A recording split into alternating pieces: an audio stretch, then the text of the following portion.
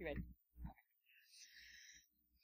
Hello, everybody. This is Steve Thomas with bitslice does with that.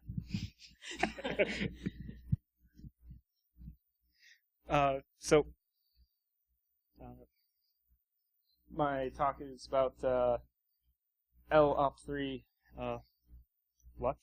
So this what is Nvidia? Well, for starters, this is a instruction that is new to Nvidia GPUs. What it is a 32-bit 3-operand lookup table. So basically, there's an input, 3 inputs of 32 bits, an output of 32 bits, and an 8-bit truth table. So how it works? So the the input, that's all the possible values for the 3 variables. Then the output, you can choose to be whatever you want, and this changes the way the lookup table works. So for this example, this is bit select. So the first column, that is the bit that selects which of the next 2 operands. So if it's 0, then it's the second operand, so 0, 0, 1, 1.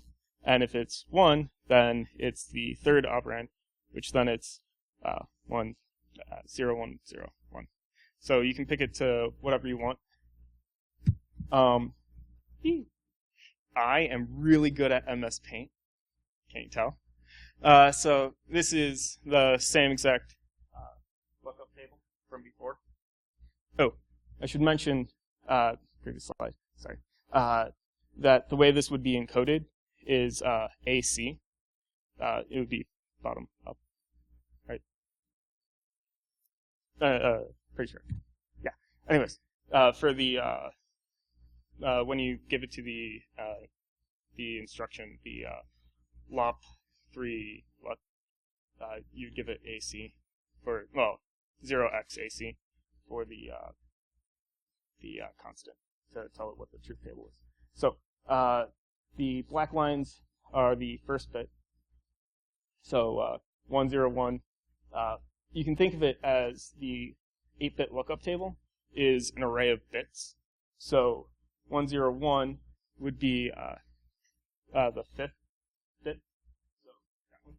Then that's copied to the output. Then the red one would be 0, 1, 0, which is just those bits. 2, so it grabs the second one, puts that, so it's now 1, 1. Then the blue lines take the third bit from each, and then copy it over and repeat. Anyways, so I never know how to say this word. Feistel? Feistel? It's the what? Feistel. Anyways, so the Feistel Network for DES, it's just 16 rounds of it. There's the initial permutation, the final permutation, and then the Feistel function, or the whatever, and XOR. So the initial permutation, this crazy hoopla. If you do this in software, it's really slow because you have to basically do a bunch of ands to get the right bits, then shift, and then OR it to the result, and it takes a lot of work. The final permutation is actually the exact opposite. It's going up. Oh, all these are going down. It doesn't really matter, but just know that each one of these blue circles is a bit, 64 top and bottom. The key schedule, there's more permutations. PC1, that's commute choice 1. Then you have rotates.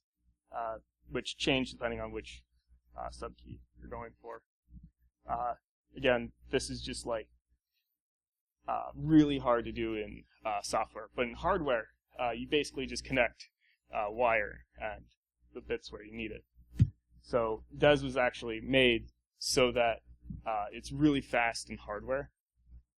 This is the PC2, which gets applied each subkey round. This is the F function. So you basically take a 32-bit block, then you expand it to 48, then you XOR it with the subkey, then it goes through the SBoxes, and then a permutation. So everything up until now, the expansion round or part, it basically just expands it, copies some bits. So it's again just connecting inputs to outputs with wires in hardware. But in software, you have to do a bunch of ands, shifts, and ors to get it. Permutation, crazy stuff. Then, so this is the only part that up until now that you could literally just look at one bit at a time and do it. This part basically mixes all of them together. It needs to be a non-linear function, or as far away from non-linear as possible.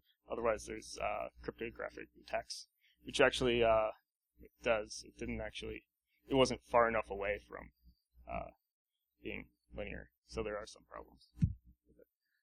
Now, bit slicing does. So each one of the blue balls from before the bits, you treat each one of those as its own variable. So when you're doing your code, you logically rename the variables so that so the first one would just get renamed. I assumed I'd actually be able to see this. So like it would get renamed to like the 8th bit or whatever. So all of that is for free when you separate everything into bits. XOR costs a little bit less because of after the expansion round, you then have two 48-bit integers that you XOR together, and they're when you're dealing with 32-bit integers, you'd actually have to like split that up. So then it's 2, but this you only have to do 48 for every 32 rounds. So when you split each bit into a variable of its own, you can then, your variables are all 32 bits. So you have 32 iterations of DES going at the same time. So the only problem that this creates is the SBoxes. Once you split them all out, so each variable is the different bit in the from all the data, you can't then grab those out, then put that through a lookup table, then split them back out, because doing that is extremely expensive. So one of the best ways known currently for just like standard gates, not and or XOR. So these are all the different, there's 8 SBoxes, 6 bits input, 4 bits output, and this is how many gates for each SBox. You can actually find all this information and the code for it there.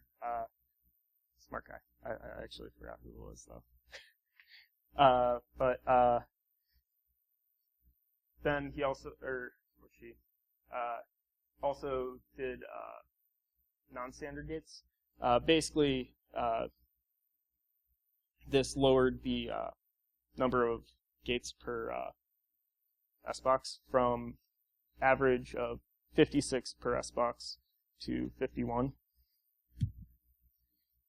So the first method that I tried, just to see how low I could get it, was taking the non-standard gates that from the previous slide, all those, then combine them. So each one of those we're using like AND and XOR. So basically, I could combine when 3 variables are used, but the output of some of that isn't actually used later. I can actually just combine those into one lookup table operation. So doing that reduced it to 36 1/4 on average. So that would be the gate counts and the SBoxes for each one. So for the instruction, basically there's there's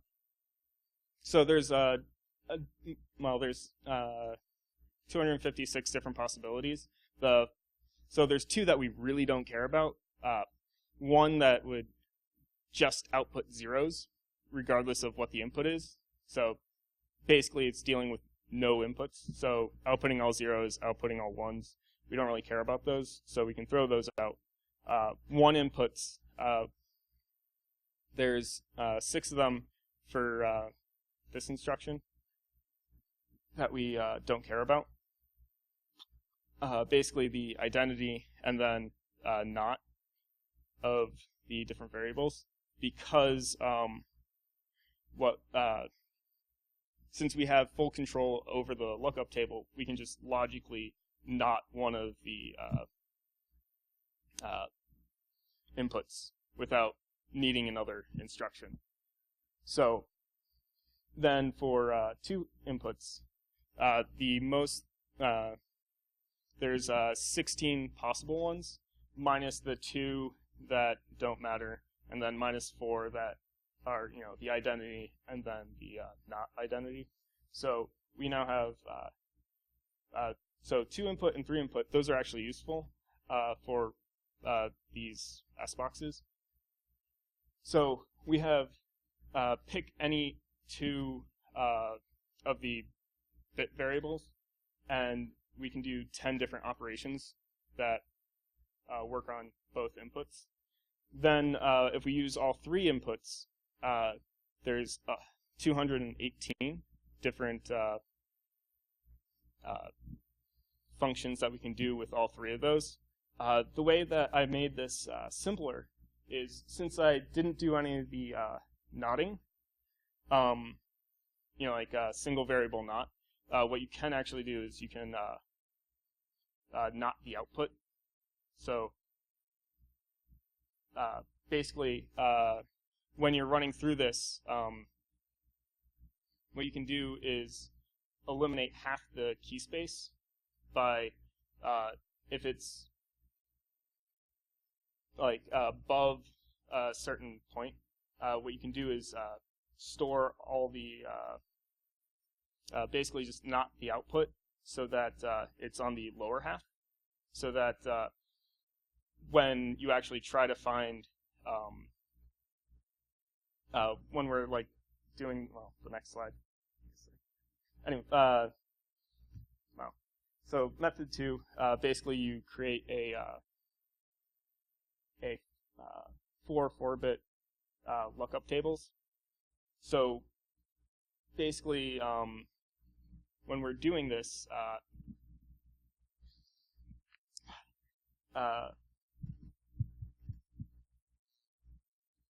woo. Anyone else nervous? Woo! Yeah. So basically, we can get rid of anything that is greater than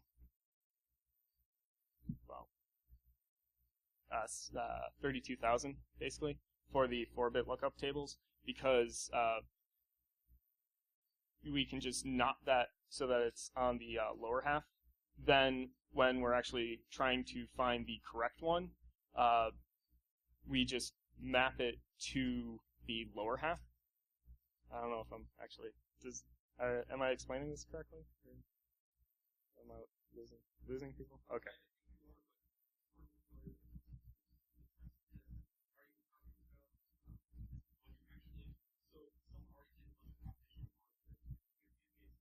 Yeah.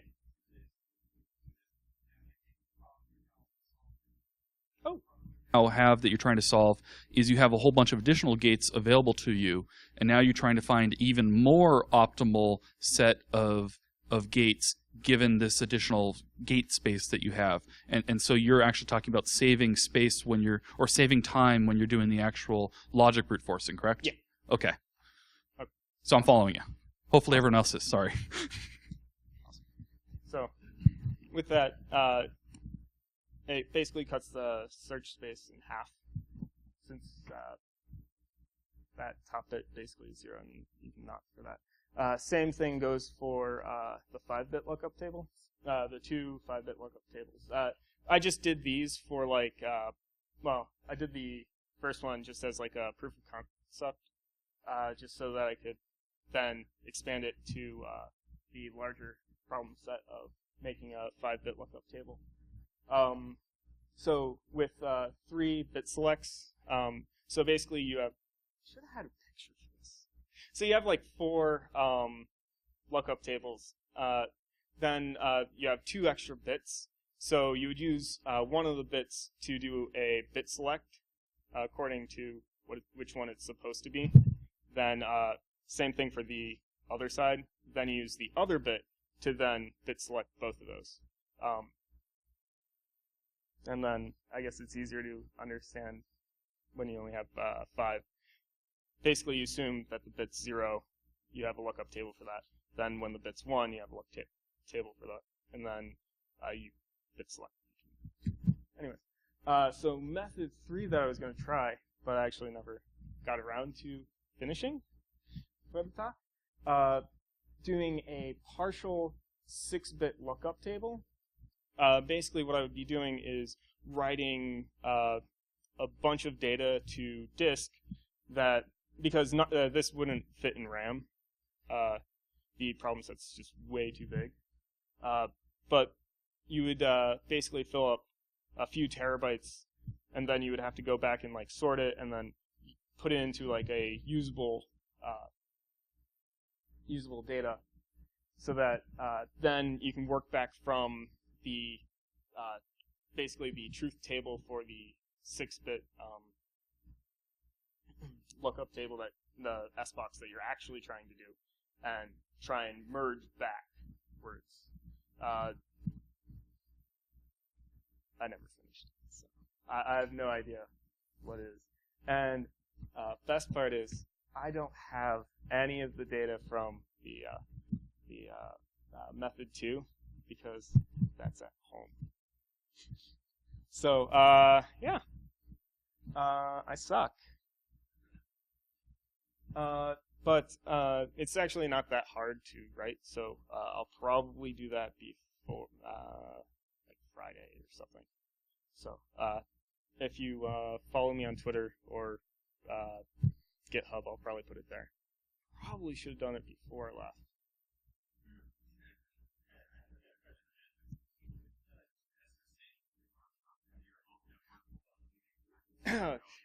If my computer was on, yes. Anyways, sorry. So, resources, if you feel like you want to do this. The OpenWall one, that actually explains a very similar method that I also wanted to try this. Actually, I think it was pretty much. Anyways, it describes like building 5-bit lookup tables and then going backwards with something. I forgot exactly. But yeah, then that's the link to the standard and non-standard gates that you currently are using. Yeah. Questions?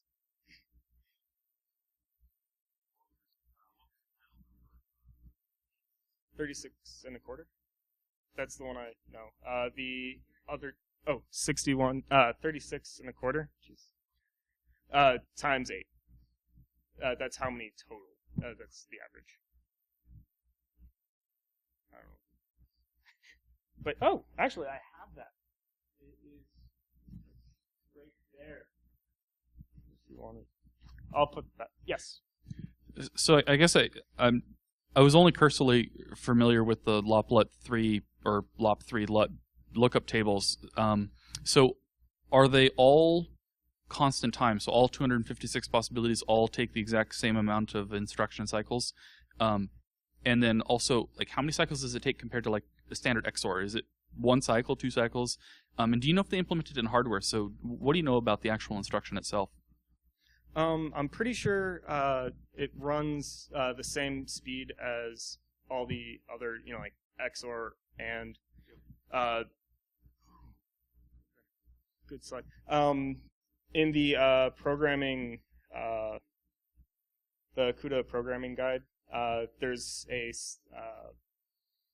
it tells you how many.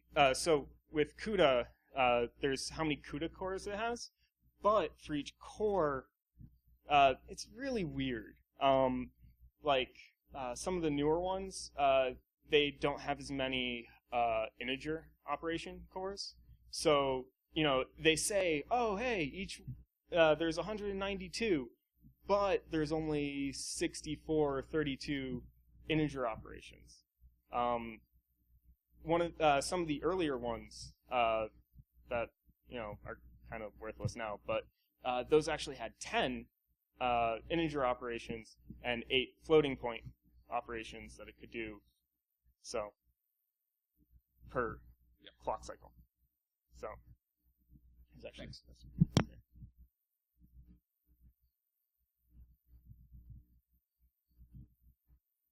Wait, 22 minutes? Thank you.